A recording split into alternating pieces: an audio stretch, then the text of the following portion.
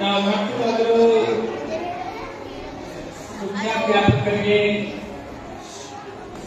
ಮತ್ತು ಪ್ರಭಾರಿ ಮುಖ್ಯಾಧ್ಯಾಪಕಿಯರಾದ ಎಂ.ಒ. ಜಂಗಣ್ಣನವರಿಗೆ ಮತ್ತು ಎಲ್ಲ ಗುರುಮಾತೆಯರಿಗೆ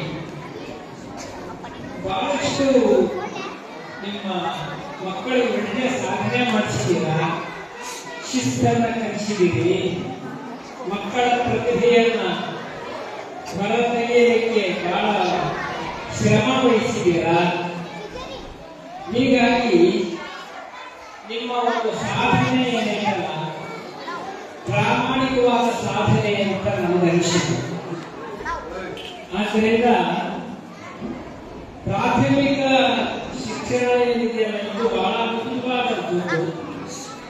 ಮಕ್ಕಳಿಗೆ ತಿದ್ದುವ ಕೆಲಸ, ತೀಡುವ ಕೆಲಸ ಇದು ಪ್ರಾಥಮಿಕ ಶಾಲೆಯಲ್ಲಿ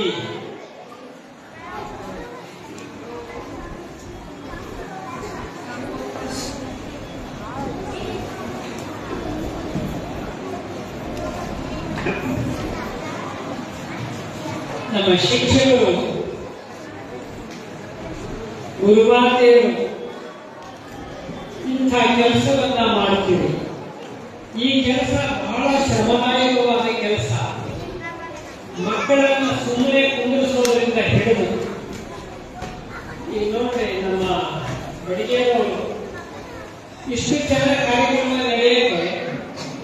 ನಮ್ಮ ವಿದ್ಯಾರ್ಥಿಗಳು ಅವನ್ನೆಲ್ಲ ಸುಮ್ಮನೆ ಕುಂದಿರಿಸೋ ಕೆಲಸ ಮೊದಲಾಗಬೇಕಾಗ್ತದೆ. ಅದಕ್ಕೆ ನಮ್ಮ ಬಡಿಗೆಯವರು ದೈಹಿಕ ಶಿಕ್ಷಕರು ಬಹಳ ಚೆನ್ನಾಗಿ ಮಕ್ಕಳನ್ನ ಶಿಸ್ತಿನಿಂದ ಕುಂದಿರಿಸಿದ್ದಾರೆ, ಮಕ್ಕಳಿಗೆ ಶಿಸ್ತನ್ನು ಚೆನ್ನಾಗಿ ಕಲಿಸಿದ್ದಾರೆ. ಹೀಗಾಗಿ ಅವರು ತುಂಬಾ ಕುಂದಿರಿಸೋದ್ರಿಂದ ಹಿಡಿದು ಅವರಿಗೆ ಪಾಠವನ್ನ ಕಲಿಸೋದು, ಅವರಲ್ಲಿರ್ತಕ್ಕಂಥ ಸಾಂಸ್ಕೃತಿಕ ಪ್ರತಿಭೆ ಮತ್ತು ಅನುಕರಣೆಯ ಪ್ರತಿಭೆ ಇದೆಲ್ಲದನ್ನು ಕಲಿಸೋದು ಗುರುಮಾತೆಯವರು ನೀವೆಲ್ಲ ಮಾಡಿದ್ದೀರ. ಹಾಗಾಗಿ ನನಗೆ ಬಹಳ ಖುಷಿ ಆಗ್ತಿದೆ. ಮನೆಯಲ್ಲಿ ಅವರ ಅಪ್ಪ ಅವರ ಮಾತನ್ನು ಕೇಳಲ್ಲ, ಆದ್ರೆ ನಿಮ್ಮ ಮಾತು ನೀವು ಹೆಂಗೆ ಕೇಳ್ತೀರೋ ಹಂಗೆ ಕೇಳ್ತಾರ. ಆ ಕಾರಣದಿಂದ ಈ ಮಕ್ಕಳಿಗೆ ಇಷ್ಟೆಲ್ಲ ಕಲಿಸಿದಿರಲ್ಲ, ಇಲ್ಲಿ ಕುತ್ಕೊಂಡು ಇಷ್ಟದನ್ನ ನಾವು ನೋಡಿ ನಮಗೆ ಬಹಳ ಸಂತೋಷ ಆಗಿದೆ. ಇದೆಲ್ಲ ನೀವು ಕಲಿಸಿದ್ದನ್ನು ನೋಡಿ. ಆದ್ದರಿಂದ ನಿಮ್ಮ ಶ್ರಮ ಬಹಳ ಸಾರ್ಥಕವಾದ ಶ್ರಮ ಅಂತ ನಾನು ಹೇಳ್ತಾ, ಮಕ್ಕಳೇ ನೀವೆಲ್ಲರೂ ಏನಿಲ್ಲ ಮನೆಯಲ್ಲಿ ನಿಮ್ಮ ತಾಯಿ ತಂದೆ ಅವರ ಮಾತನ್ನ ಸದಾಕಾಲ ಕೇಳಬೇಕು.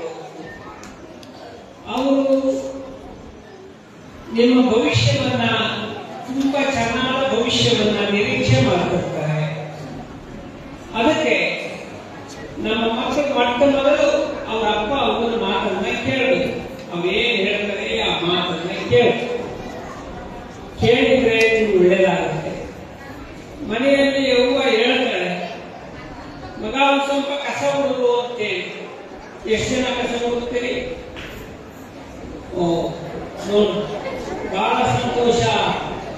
ನೀವೆಲ್ಲರೂ ಏನೈತಿಲ್ಲ ಮುಂದೆ ಸಮಾಜದ ಒಳ್ಳೆ ವ್ಯಕ್ತಿಗಳಾಗ್ತೀರಿ ಅಂತ ಈಗಲೇ ಭರವಸೆ ಮಾಡ್ತೀರಿ. ಆದ್ದರಿಂದ ಬಹಳ ಹೆಮ್ಮೆ ಅನ್ನಿಸ್ತದೆ. ನೀವೆಲ್ಲರೂ ತಂದೆ ತಾಯಿ ಕೇಳಬೇಕು. ಇಲ್ಲಿದ್ದರೂ ಗುರುಮಾತೆಯರ ಮಾತನ್ನ ಕೇಳಬೇಕು. ಅವರು ಹೇಳಿದ ಪಾಠವನ್ನ ಲಕ್ಷ್ಯ ಕೊಟ್ಟು ಕೇಳಬೇಕು. ಪರೀಕ್ಷೆಯಲ್ಲಿ ಚೆನ್ನಾಗಿ ಬರಬೇಕು, ನೀವೆಲ್ಲ ಪಾಸ್ ಆಗಬೇಕು ಅನ್ನುವಂಥ ಒಂದು ನೀವೆಲ್ಲ ಪ್ರತಿಜ್ಞೆ ಮಾಡಿಕೊಂಡು ನಿಮ್ಮ ಜೀವನದಲ್ಲಿ ನೀವು ಮುಂದುವರಿಬೇಕು. ನಮ್ಮನ್ನ ನಾವು ಹೈಸ್ಕೂಲ್ ಕಾಲೇಜ್ ಫಂಕ್ಷನ್ಗೆ ಬಂದ್ರೆ ಅರ್ಥ ಬಹಳ ಮನೆ ಮಾತಾಡೋ ಅರ್ಥ ಕೂತು ಹೋಗ್ತಿದ್ವಿ. ಆದ್ರೆ ಇವತ್ತೇನೈತೆ, ಈಗ ಕುಂದಿರಿಸ್ಬಿಡಲ್ಲ, ನಮಗೆ ಅವಸರ ಇತ್ತು ಹೋಗೋದು. ಅಷ್ಟಾದರೂ ಕೂಡ ನಾವೀಗ ಮುಂದಿದ್ದೀವಿ. ಯಾಕೆ ಅಂತಂದ್ರೆ ನೀವೇ ನಮ್ಮ ದೇಶದ ಮುಂದಿನ ನಿಜವಾದ ಪ್ರಜೆಗಳು. ಅದರ ಸಲುವಾಗಿ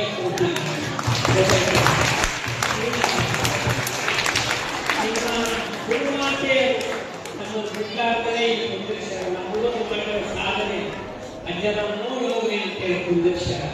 ಆದ್ದರಿಂದ ನಾವು ಇದೆಲ್ಲ ಕಾರ್ಯಕ್ರಮವನ್ನ ನೋಡಿ ಬಹಳ ಖುಷಿಯಾಗಿದೆ. ಮೊಟ್ಟ ಮೊದಲು ಒಟ್ಟಿಗೆ ಡ್ಯಾನ್ಸ್ ಮಾಡಿದ್ವಿ. ಅವಳ ಹೆಸರು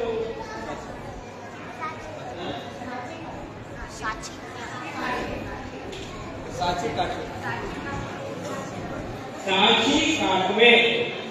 ಹಾಗೆ ಬಹಳ ಚೆನ್ನಾಗಿ ಡ್ಯಾನ್ಸ್ ಮಾಡಿದ್ರು.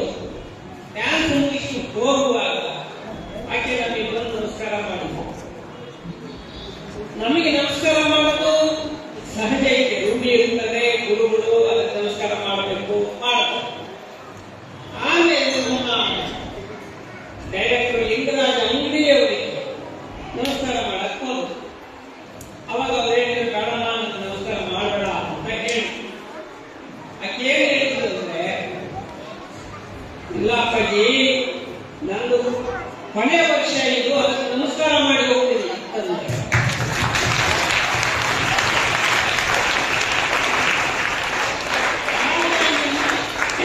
ಮುಖ್ಯ ಗುರುಮಾತೆ ಮತ್ತು ಆ ಕಡೆ ಗುರುಮಾತೆ, ಈ ಕಡೆ ಮುಖ್ಯ ಇದು ಮುಖ್ಯ ಅತಿಥಿಗಳು ಎಲ್ಲರಿಗೂ ನಮಸ್ಕಾರ ಮಾಡಿ. ಎಲ್ಲರ ಬೇಡ ಅಂದ್ರೂ ಎಲ್ಲರಿಗೂ ಹೇಳಿದ್ದೆ ಅಂದ್ರೆ, ಇದು ನನ್ನ ಕೊನೆ ವರ್ಷ, ನಿಮಗೆಲ್ಲ ನಮಸ್ಕಾರ ಮಾಡಿ ಹೋಗ್ತೀನಿ ನಾನು ಅಂತ ಹೇಳಿದ್ರು. ಇದು ನಿಜವಾದಂತಹ ಸಂಸ್ಕಾರ ಅಂತ ಕರೀತಾರೆ.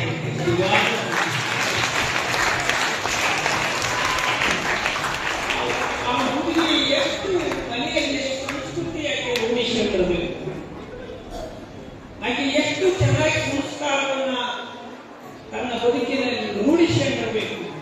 ಬಹಳ ಖುಷಿ ಆಗ್ತದೆ ನನಗೆ. ಮಕ್ಕಳಿಗೆ ಬರೇ ಶಿಕ್ಷಣ ಕಲಿಯೋದು ಅಷ್ಟೇ ಮುಖ್ಯ ಅಲ್ಲ, ಅದರ ಜೊತೆಗೆ ಧರ್ಮ, ನೀತಿ, ಸಂಸ್ಕಾರ ಇದನ್ನು ಕೂಡ ಕಲಿಬೇಕು. ಆ ಮಕ್ಕಳಿಗೆ ಇದೆಲ್ಲ ನಮ್ಮ ಕುಮಾರ್ತೆಯರು ಕಲಿಸಿದಾರಲ್ಲಪ್ಪ, ಇದೆಲ್ಲ ಅದಕ್ಕೆ ನಮಗೆ ಬಹಳ ಹೆಮ್ಮೆಯಾಗಿದೆ. ಇದೇ ರೀತಿ ನಮ್ಮ ಪ್ರಾಥಮಿಕ ವಿಭಾಗದ ಎಲ್ಲ ಗುರುಮಾತೆಯರ ಶ್ರಮ ಸಾರ್ಥಕವಾಯಿತು. ಈಗ ಕಲಿತಂತ ವಿದ್ಯಾರ್ಥಿಗಳು ಕೂಡ ಬಹಳ ಒಳ್ಳೆಯ ವಿದ್ಯಾರ್ಥಿಗಳು ನೀವೆಲ್ಲ ತೋರಿಸಿಕೊಟ್ಟಿದ್ದೀರಿ ಅಂತ ಹೇಳ್ತಾ, ಇನ್ನು ಮುಂದೆ ಎಲ್ಲ ಪ್ರೈಸ್ ತಗೊಳ್ತೀರಾ. ನಮ್ಮ ಮುಖ್ಯ ಅತಿಥಿಗಳು, ನಮ್ಮ ಡೈರೆಕ್ಟರು ಎಲ್ಲರೂ ಪ್ರೈಸ್ ಕೊಡ್ತಾರೆ. ನಾವು ಮುಂದೆ ಹೋಗಿರೋದ್ರಿಂದ ಈ ಎರಡು ಮಾತುಗಳನ್ನು ಹೇಳಿ ನಿಮ್ಗೆಲ್ಲರಿಗೂ ಗುರುಸಿದ್ದೇಶ್ವರ ಆಶೀರ್ವಾದ ಇರಲಿ ಅಂತ ಹಾರೈಸಿ ನಮ್ಮ ಆಶೀರ್ವಚನಕ್ಕೆ ಮಂಗಲವನ್ನು ಹೇಳ್ತಾ ಇದ್ದೇವೆ.